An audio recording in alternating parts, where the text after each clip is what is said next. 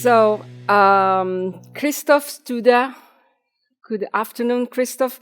Christoph is an associate professor at the Department of Information Technology and Electric Engineer at ETH in Zurich, with a research focus on wireless communication and digital integrated circuits. Okay, thank you. Thank you.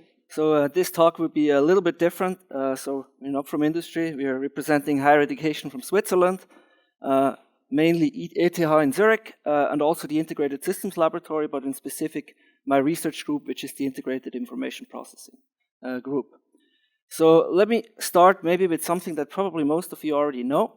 And that's probably also the reason why we're all here.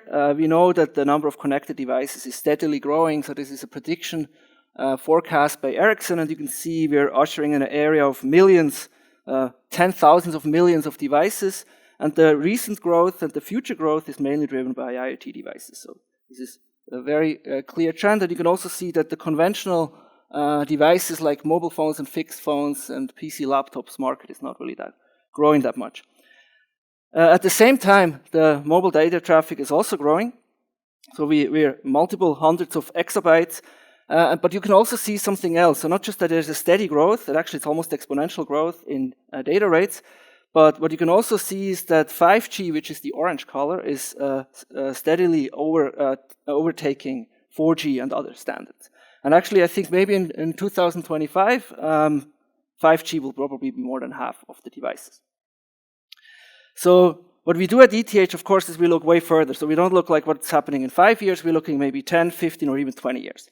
And it turns out that 5G will not be the end solution, of course, especially because of this rapid growth of IoT technologies and the increased demand of data rates. At one point, 5G will be at the limits, and it's already pushing it. And specifically, there's a list of a bunch of things that are happening. So the per user equipment data rates, they're exponentially growing according to Ohm's law. And for emerging applications, just will not be enough. Limited device connectivity is the second thing. So, for example, there's a reason why 5G is not really used for IoT. There's many other reasons. It's also energy efficiency is another reason, but which, for example, prevents the use on very low power devices or unmanned aerial vehicles is just simply not possible. The latency has been reduced significantly, but is still not low enough if you want to do certain things like haptic critical tasks or autonomous driving or flying drones. It would not be enough. Then the coverage, so basically how many spots in space are covered by your wireless systems, is also not necessarily perfect for 5G.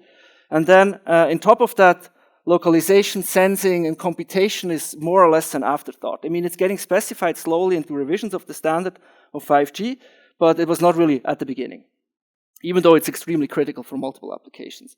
And then also based on 5G includes way more use cases, this heterogeneity makes it very difficult to build simple devices that can deal with all the cases that you want to use them for. So if you think about 6G, what potential uses can be, I think most of you may think that's already what we're thinking for 5G, but it's just going to be a little bit more extreme. So virtual augmented reality is definitely going to come. Will be wireless. You don't want to carry a cable around when you wear a virtual reality headset.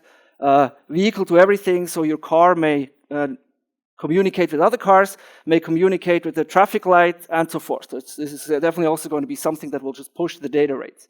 Then Industry 4.0, mainly robotics, unmanned mobility, again, will use extreme high data rates, also very low latency, so 5G will not be enough. E-health for railways, smart cities, more applications where 5G would not be enough, and 6G will require a revolution. And then, of course, Internet of Things or Internet of Everything, again, will have even more exciting applications. So 5G will definitely not be useful to this, but the idea is that eventually 6G will probably also include capabilities to support IoT. So here is an interesting spider. So the yellow curve basically shows what the specs of 5G are. And the blue envelope here is what is expected 6G to be. And you can see basically in all aspects, it's almost an order of magnitude. So you can see peak data rate, user experience data rate, spectrum efficiency, and all these aspects, 6G will be significantly superior. Latency will be lower, connectivity density, so supporting more devices per area as well, will be significantly higher. And in order to achieve that, we need new technology. So the technologies that are used in LTE or 5G is just simply not enough. And here's a list of technologies that are emerging right now in the research community that are expected then to be part of 6G. The first one is Massive MIMO. Maybe some of you have heard of it. It's already kind of part of 5G, but the idea is to scale it up even more. So instead of having maybe 4 or 8 antennas at your access point or base station, your base station may have hundreds or thousands of antennas, huge antenna arrays, which allows beamforming and then higher data rates, and also causes less interference. Another trend is terahertz communication. So we're already starting to use millimeter wave, but the idea is to go to even higher carrier frequencies where there's even more bandwidth available and to do communication at these high frequencies. Then another idea is to get rid of cells. Right now we have mostly cellular systems for many of the applications, but the idea is to have many access points spread out, they cooperate, they work together, which gives much better coverage. Another trend is intelligent reflective surfaces. Think about these metamaterials that you stick on a wall and that you can control the reflection. So you could enter into buildings or areas where you cannot enter with, say, line of sight connectivity. It's another application. Then, of course, satellite connectivity will also be part of it. Low Earth orbit especially should be integrated. Another key aspect that's going to happen is that you can localize the devices. So the base station or access point provider can localize. Your cell phone can already do it outdoors with GPS, but if you're here indoors, it's very difficult. But the idea is that the access points also can figure out where your device is. And then what is probably one of the important aspects that is a little bit different to previous standards. So 6G will not just be the modem and the physical layer. 6G will also include these edge computation tasks. So you can do computing, you can do caching, all these kind of things as well at the edge. So these are kind of like the key technologies that are emerging. But as I said, this will not happen in the next 5 years, but it will be 10, 15 years out to see which of these techniques and how, in what way they will make it into standards. So I actually had a hard time finding out about what 6G is going to do for IoT. So it's definitely clear in academia that 6G does not want to give away standardization to other standards, but would like to include also IoT devices. And some of the ideas, so there's one survey article which is actually very interesting, but again, it is kind of vague because it's very early. But the idea is that definitely what they try to do is improving coverage. So using the cell-free technique, so having many, many access points working together, combining it with reflective surfaces and satellite connectivity to really improve coverage everywhere. Then improving communication and sensing protocols, first to improve energy efficiency, because 5G is definitely not useful for low-power devices, but then also maybe to do more on a sensor, not just like sense and send, but maybe do some computations already. I mean, maybe you have to do energy harvesting to have enough power, but you could do these kind of things too. Then what we just heard, an extremely important aspect is going to be security and authentication, will be a part when you specify the standard already. It's too late when you kind of build it on top of something. And then, of course, new applications, this is not really clear what's going to happen. And then one thing what is also emerging in research is that the IoT devices will be smart. Right now, in many cases, they just send something and then they send it, but it would be much more interesting if they can already do something smart, not like leave the smartness to the access point. Another way would be, for example, if there is an IoT edge device that doesn't have connectivity to the access point, that you can, for example, relay through another IoT device. And these kind of things will also be planned in. And then also maybe they can act as an end-user terminal, or as I said, like communicate with other devices is going to be something that is currently in research heavily discussed, and also there's many papers already. So these are the things that most likely will be in 6G IoT, which is really what people are calling it at the moment. But there's an important problem. So this is not just easy to do 6G. It was already very difficult to get 5G to work. But improving energy efficiency on the device is extremely difficult because Moore's law is really stagnating. It's not really giving us the gains anymore we had, especially in power consumption. Computational complexity with these high data rates is going to be a huge challenge. How can we do that? How can we reduce the complexity of on our devices while still getting very good spectral efficiency? Then also dealing with the many, many use cases. How can we do this efficiently without having a very inefficient processor doing all this? Minimizing interconnect and chip input-output data rates, that's more for access points and backhaul, but this is another important aspect, also while trying to minimizing latency.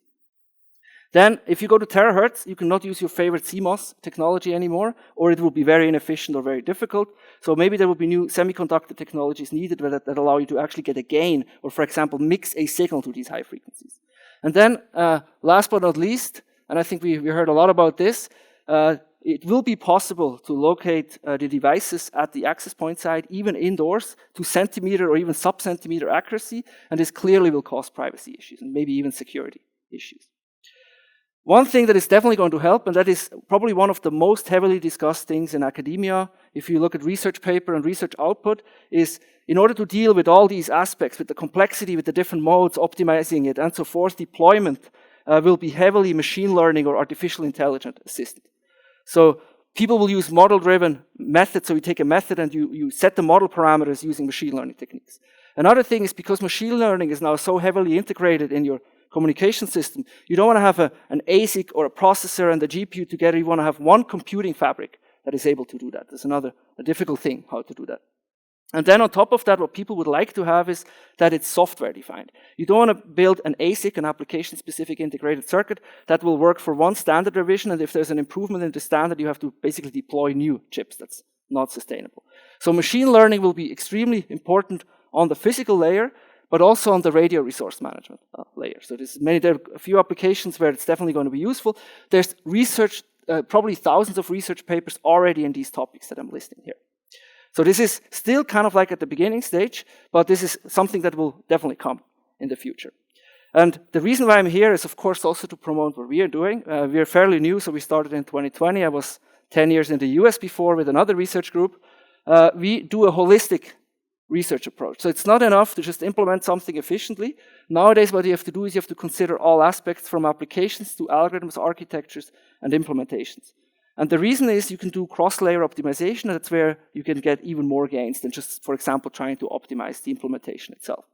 So what we do is we develop algorithms and hardware prototypes for applications that require highest throughput, lowest latency, best solution quality, not necessarily just for wireless, but wireless is a very good application example.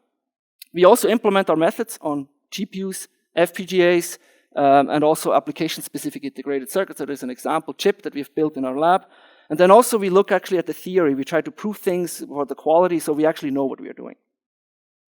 And the research activity currently, you can see it's related to what we were discussing here. So we look at 6G. What are the technologies? It's basically massive MIMO, thousands of antenna elements doing extreme beamforming. We also look at wireless positioning. So how can we locate your phone, for example, at the access point by analyzing the channel information that you acquire at the access point. The other thing we're looking at is sensing and communication. You can use wireless signals as sensing information. You can do sensing, you can track people, you can measure distances, you can do certain things. It's almost like an image sensor. And wireless sensors are extremely good, extremely sensitive, and it's a completely unexplored area of reusing this sensor information, not just for data transmission, but for sensing. And then, of course, machine learning for communications. All these things will be controlled or guided or even replace existing methods with machine learning. And with the goal of implementing them on different targets as GPUs, FPGAs, or also ASICs. And if you want to have more information about what we're doing, just go to iip.eth.ch. There's a QR code. If you're interested in an InnoSwiss project or just interested in our skills, please visit the website, and I'm very happy to take questions. Thank you, Christoph.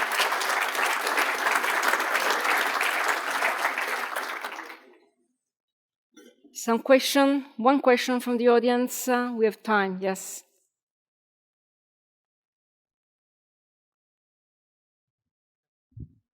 Thank you for this very interesting presentation. Thanks. It was interesting to see that you actually showed IoT use cases for 6G. Everybody was waiting for 5G to provide that, right? So given that the next 5 years we have to live with 5G, what will be the killer use cases for 5G from your perspective? For 5G? Yeah. No? This is a very good question. I mean, I think nowadays what is 5G is probably Industry 4.0 and robotics, or private 5G in my opinion, from what I heard, is probably for 5G right now. The key thing so that basically a company can set up their own private network and maintain it, have full control over it, can specialize it, can optimize it, has also ownership of all the data. So I think for 5G it will be that. I actually think 6G probably is going to be similar idea, so that the companies, or I don't know, I don't know, universities can have their own network and don't need to like rely on other providers, for example. But I think there's many more, as I said, like virtual reality, but I'm not sure whether they're really going to happen. This is just what people try to use because you have very low latency, very high data rates. But I'm also not sure how many of us would like to wear now like VR goggles and sit here. So, yeah. So autonomous vehicles, would that still be a use case? I mean, that's 5G probably a little bit too early. So the idea is that cars, for example, exchange sensor information, image information. That would be really good because you could see around the corner. If you have access to a car around the corner, you could download the video stream from that car and use it. That would be very nice. That's kind of what people think in 6G, but 5G not yet, I think. Yeah. Thank you. Thank you, Christoph. Thank you for your presentation.